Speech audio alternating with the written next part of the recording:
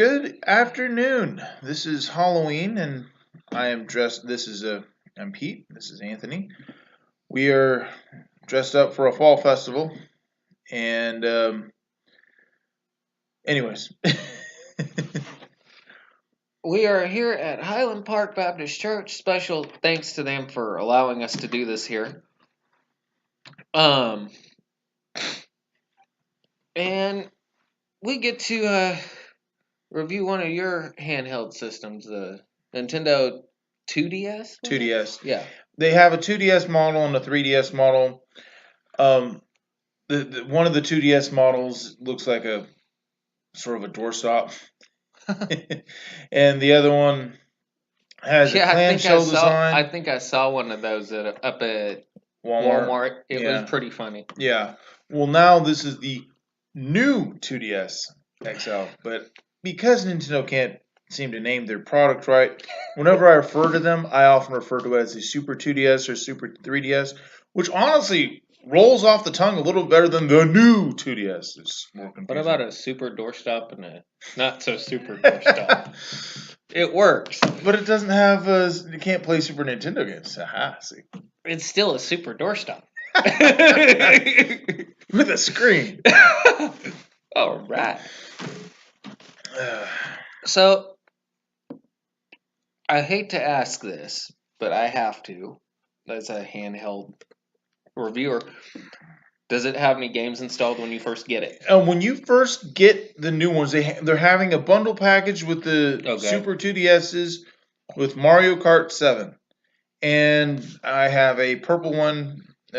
On the edge is purple, on the inside is sort of black. But yeah, it's got Mario Kart 7 pre-installed. That's it? You can, yeah. But it is back. 70. But it still has backwards compatibility with the regular DS, which you can still buy at GameStop for really cheap. And that opens the library to, I think they had like over 1,000 some odd games. I'm not going to quote exact numbers, but there's a lot of DS games that can work with this. And you really don't need much of a memory storage. All you really need is like an 8 gigabyte SD card and you're set. It's not like the Switch where your best interest would be to get like a 200 gig one, between 151 gig and 200 gig or even more. This one has the cartridges themselves have memory you can save on them, so you don't really need to worry about that. Nintendo decided to make things cheaper with the Switch, which would require you to get an SD card, just like the PlayStation all over again, which is kind of stupid.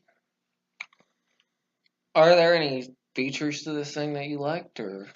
I personally like it because didn't some of them have a stylus with them? They all come with the stylus. Okay. It is a touchscreen on the bottom. The top is just you can view things, but on the bottom there's games where you interact with the bottom screen and you need to interact with the stylus. For example, Legend of Zelda Breath of the Wild? No, not that one. Ocarina of Time, the old 64 one. They remastered it for the 2DS or 3DS, and the menu screens for the your items in your backpack, you'll probably use the bottom screen for that. Cool. So it saves a lot of people having to open up a separate screen in pause menu to go deal with or organize their items or equip them or whatever. It's essentially like an RPG, but it's different than most RPGs. How is it different? Well, with your typical RPG, you have different characters and equipment and items to go through. In Legend of Zelda, it's a solo type of RPG. You still equip weaponry and swords and items and accessories, but it's man versus man solo type of a deal, which is some people like it, some don't. I prefer the RPGs where everyone works together because those are I'm more used to. Yeah. But with the Zeldas, especially though, it's always been more or less they call this category as an adventure RPG or action RPG, whereas the group ones, I guess I think, don't quote me on this, people. You know what I'm talking about. But I think the ones Study where behind what he says. I think with these ones they're referring to is Japanese RPG where there's more people and there's more group. And like with Pokemon, for example, you get 3 people in a team fighting another group of people. I believe that's the difference, but you can look it up. You can Google it. Google it. Yes, please. And Google everything that he says. And him too. But there are differences in play. I prefer to play offline, so as long as they're a single player, I really don't have any issues with it for the most part. Okay. You have never played this in front of me, so I've not really seen it. Are there any glitches with any of the games that we need to know about? Not because of poor licensing or poor quality emulations or anything like that. But if, like, for example, if you can enact a glitch in the Legend of Zelda Super Nintendo game that you can get an emulation for on the 2DS and it's licensed, the game itself has a glitch that they didn't iron out right. Oh, really? You can enact those. Okay, so but as far as like they're inactable glitches then. Yeah, it's like if the game had an issue, like the cartridge itself was not built correctly. And you gotta, and back in those days, they didn't really have as good quality control because parts were not as easy to get to or get access to. So you're not going to have the best thing. And you also have to think they didn't have the state of the line as many members of their team in making these games. And also remember, they didn't have the graphics either. Yeah, so the graphics you're getting are probably at least not even 3D. Not yet, anyway. Well, with Ocarina of Time, it is 3D, but with the 3DS, there was a little 3D switch, which basically it was a overlapping screen, which gave it more of like having 3D glasses on watching a show, which I never totally understood because it's like, well, it's as 3D as the screen will get. Yes, it will look with optical illusion like the thing's jumping out of the screen, but that gimmick is kind of old. 3D technology has been around for over 30 years. And they still haven't perfected it, ironically. Okay, so let's get on to our next little deal. Let's thank some people here first. Our editor. Oh yeah, we have a nice little editor. My wife, she's a good editor. Also for the 4 people who've subscribed so far. We appreciate that. Yeah, and, we do. And we've already tell come across a few people that seen us out when we're not recording, and keep watching. We're still putting out videos, and make this our ministry. Again, special thanks to Highland Park. We're in one of their children's rooms right now, so yeah. And honestly, I don't think we're gonna have to refilm this. I think the lighting's pretty good. It looks pretty good so far, but we do apologize for the lighting on episode 2. It was glitchy. It really was. The first episode looked really good, and the second episode and on after that is like there's some weird orange tint. I'm thinking maybe I need to change out the light bulbs or something. I was noticing the tint came off my shirt, so maybe. Well, this one we both wore black. I was leaning back, so maybe the light was coming off the. Well, yeah, shirt. But when we reshot the second episode, even we were both in black shirts. Yeah, but mine had bright orange on it. It did, didn't it? What? It was my Germany shirt.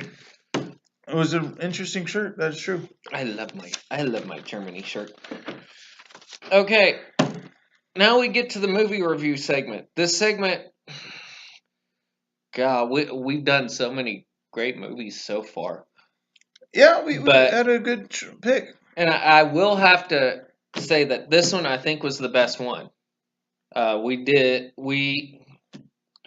saw this movie in the theater when it first came out. I am not ashamed. Still makes me cry. Yeah, some movies are like that. This movie outlined the life of Rachel Joy Scott, one of the Columbine victims.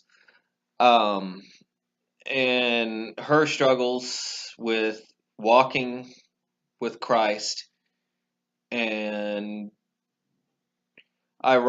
they actually based this off of the book Rachel's Tears, which is where the drawing. Oh yeah. Which is where the drawing came from. I wish I could have had time to pop out to Mardell to get the movie, but I didn't have time. And just to the theme of this particular topic of discussion for this episode is standing up for what you believe in. And it is a very impactful movie.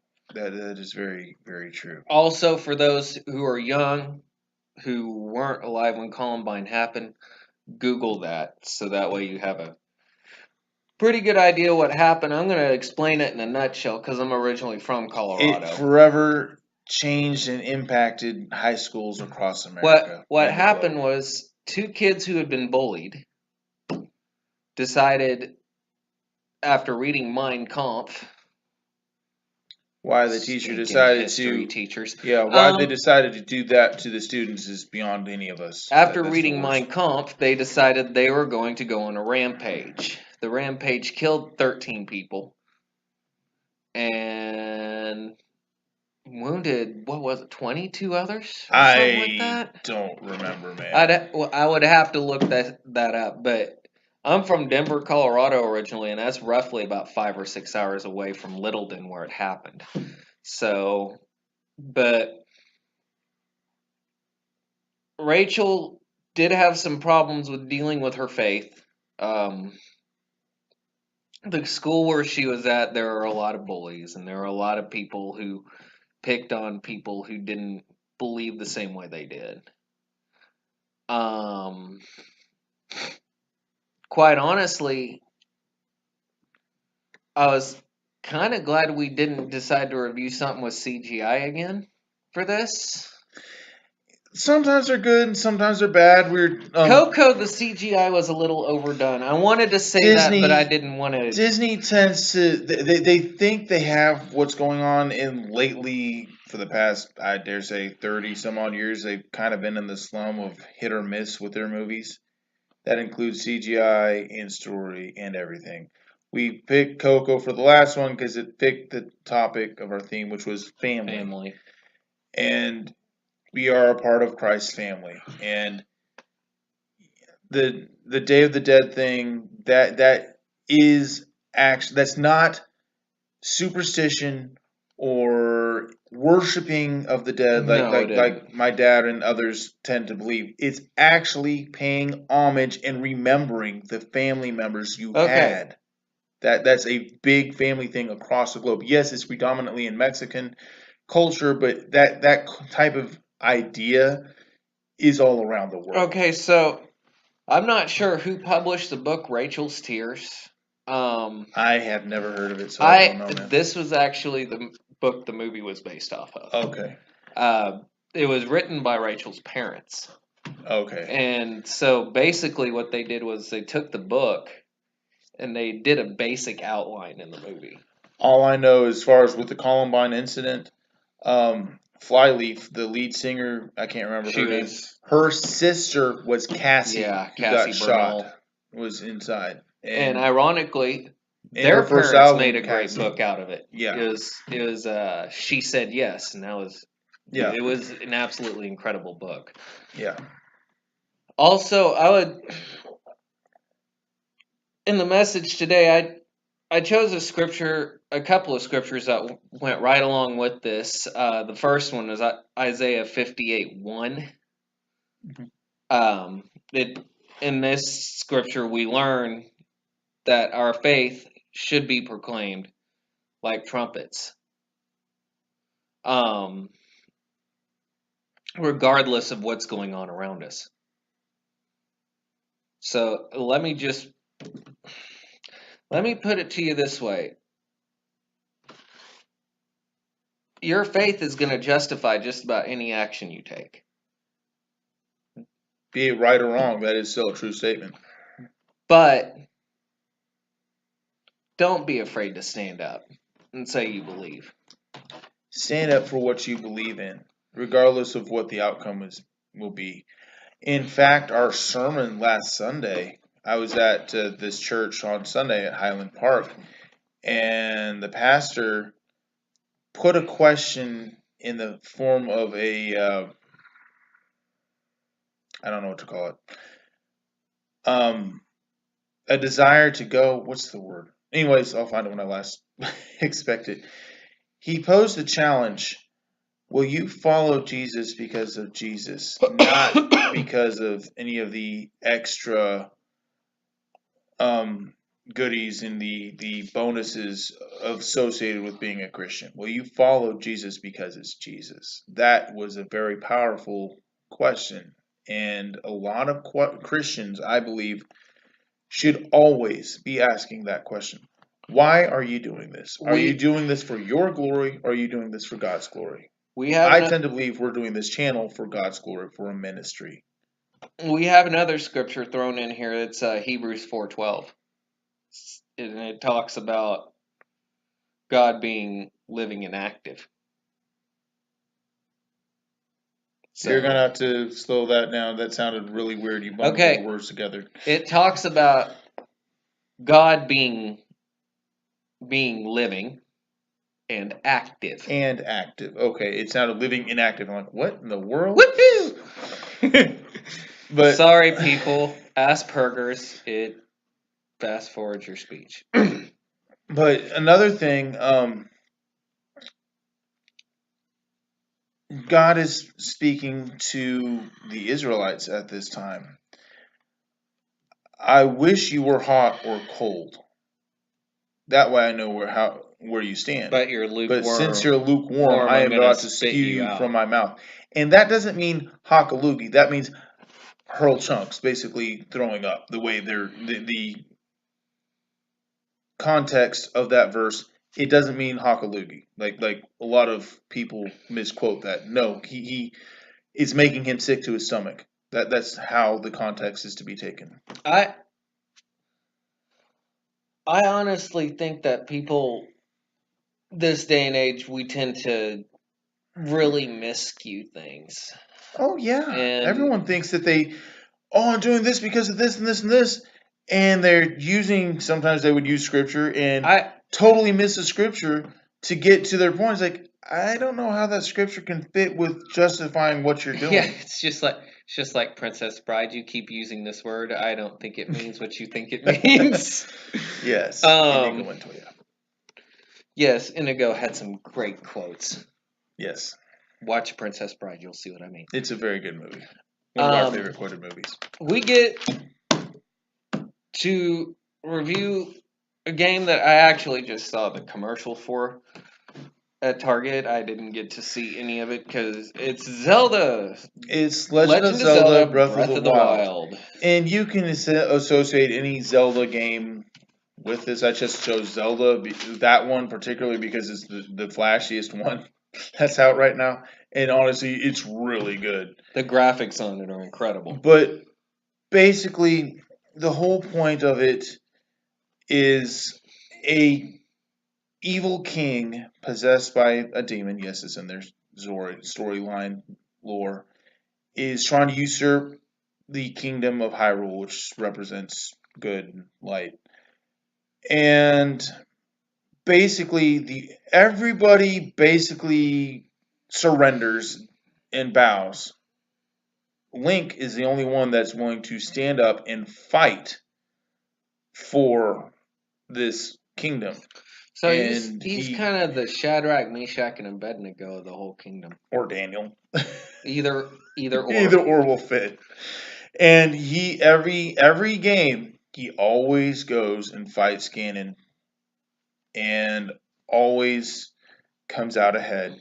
And always restores Hyrule back to its thing. I mean, of course, it's gonna end up like that. I mean, if Link died, where would Zelda be? Well, they have. There's a book with 3 different timelines. I know. Which is totally weird. I've read the book. It's incredibly weird. Yeah, it's very convoluted. But anyway, I mean, it's just like when and nobody knows this, but I read something. I don't know if it's true or not, but when Tolkien was coming up with Lord of the Rings, he wanted to do one where Frodo was a time jumper. That would have been fun he to was read, jumping. actually. He was jumping through different phases of Middle Earth. Huh. That would have been fun to read. I would have loved it. I was sitting there thinking, why didn't he do that? Right? But Tolkien's mindset is if a 5-year-old will enjoy my reading, then I've succeeded, because he wanted his books to be intended for children to read. He did not want anyone to interpret his books as war books, even though he wrote all of them, including The Hobbit, in the trenches in World War II. Mm-hmm. You can see it all throughout the books. You can see how the world is going to be overrun. Well, at that time, the Nazis were pretty strong. Their forces were growing. The Third Reich, same with Mussolini. The powers were really, really trying to take over most of Europe. So from his standpoint, he saw the Hobbiton. I don't know their. Anyways, the Shire. The Shire. My bad. Come on, my dad calls me Frodo. You should know this. That's what he saw. His world, his home, was about to be burned at the stake, burned to the ground, and overrun by Nazis in what we would consider as an evil force. So when the war ended, naturally, it would, it was basically a romanticized journal, if you want to look at it that way. And I know he doesn't want to think of it that way, but Tolkien, there's considering when you wrote it and where, I don't think anyone will take it any other way other than a romanticized war journal. It was a very I think Chronicles of Narnia was meant to be the same way for Lewis. Oh yeah, absolutely. You can see it. Although he used Shakespearean when he shouldn't have.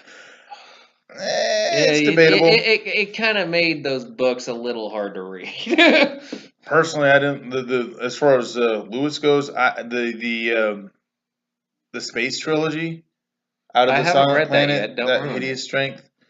I won't. It was hard for me to get into those. You're ruining it. No, I'm not ruining anything. But anyways, standing up for what you believe in, there will be a time in our lifetime, maybe not, maybe our children's lifetime, where we are required once again to stand up for what we believe in. Are you going to give up and surrender? Or are you going to stand up not knowing what the outcome will be, or expecting to die, essentially? Or are you going to go run and hide and survive? Because if you do it that way, I don't believe that God would intend for you to run and hide. Everywhere in the Bible that I've always seen, I always see verses like Gideon, be strong and courageous. And even back in the age of Judges, Deborah was not intended to be the judge. It was intended to be the leading man at that of the army at that time, and he cowered, he chickened out and said, "You do it." And she said, "I'll do this, but by your hand, you're gonna suffer a far worse fate." Unfortunately, she had to kill him. And look at the story of David. I mean, God. Oh yeah. The guy. Look at how many times he actually almost turned his back on God. Yeah. Even Saul. Saul had to put him in run and hiding, even though, because Saul was wrong and he knew he was wrong, and he was very much so jealous of David. And David finally drove Saul insane. It's like, look, I could have killed you, but I didn't. If you want to read more about the Old Testament of David, Google it. You can Google it. Pick up a Bible and read it. Or pick up the Holy Bible app. Either way. There's several of them. Complete Jewish Bible app's good too. Anyways. So, if you want to stand up for your faith, that's all fine and good. Just remember that it's like Solomon said. I mean, there's a season for everything. There is a season for everything. Right now, Would in be the perfect America, you might not see as much persecution as, say, Africa or any other Middle Eastern country. I wish that guy Shadrach that we had at that supper the other night, I wish he could have stayed so we could have interviewed him for this. He had to get back, man. Yeah, I know, but it would have been perfect. It would have been. He stands up for his faith daily. And honestly, he's trying to dig wells because in Africa, the water system is not as they use great. Their water for everything. And it's it's one of the worst situations I've ever heard of. Us Americans, we take everything we have for granted. How many of us? Before I went to Mexico, even I took my life for granted. I took everything I had for granted. I went to Mexico. Boy, it was a humbling experience. I went to Saltillo, Santa Maria, all these places where not very many American tourists go. In fact, one of the places we went, no Americans have ever seen before. We were among the first few groups there to have seen it. And I was humbled. I saw the indigenous people of Mexico in those areas working night and day, and they didn't know if they're going to get fed for dinner that day at all. They relied on God, and maybe they get fed today, maybe it'll be tomorrow. Okay, so talk about some of your military experiences, because you probably went into some villages where there were a lot of hungry people. Well, they had contracts with a lot of food companies that those would be transported everywhere. I'm trying to think of the one of them, but I was in places like hold on. It's coming. It's coming. It's gone. Kandahar. There you go. And I went to Shank and all these other places. They're very small areas, and we get a lot of local cuisine over there. And best not to ask whether you got the meat.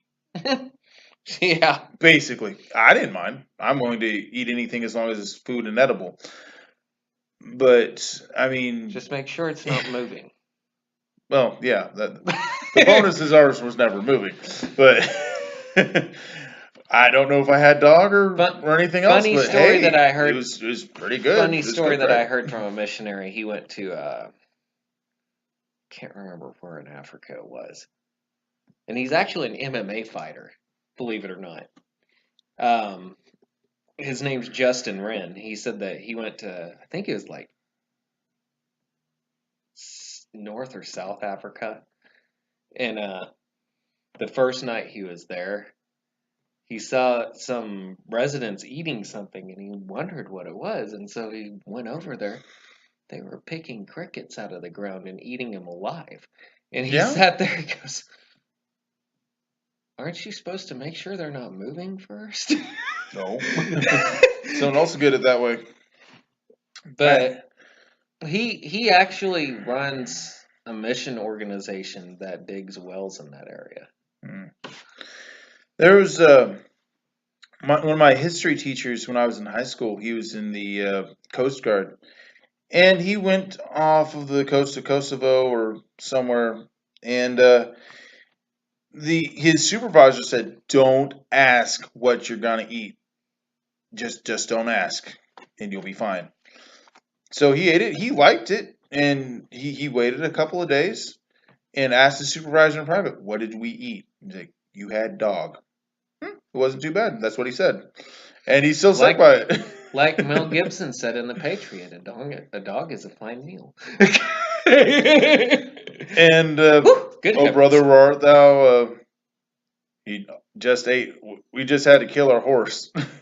One of the scenes is like, wow. But basically, we don't make light of No, we're not. what people's living situations are. Sometimes we're bringing the point that as Americans, we have it made. We really do. We take what we get for granted. We're spoiled. It's really sad. It really is. And all you social justice warriors who worry about what clothing you're wearing and what country it came from, look at it this way. Sandals probably came from the Middle East. T-shirts probably came from islands. Same with shorts. Same with everything else. All of these things probably come from other cultures. You're just not aware of it. You just take what you have for granted. And your oil that's in your car probably comes from the Middle East. More than likely. Unless Phillips drilled it, then it's from Bartlesville. But anyway, I mean, don't go trying to shut down colleges just because it's Taco Day. Tacos isn't Mexican. It's American Mexican, but it's not truly Mexican. It's Tex-Mex, people. I've been to Mexico. Mexican food is much different. Trust me. All right, guys. God bless and peace out.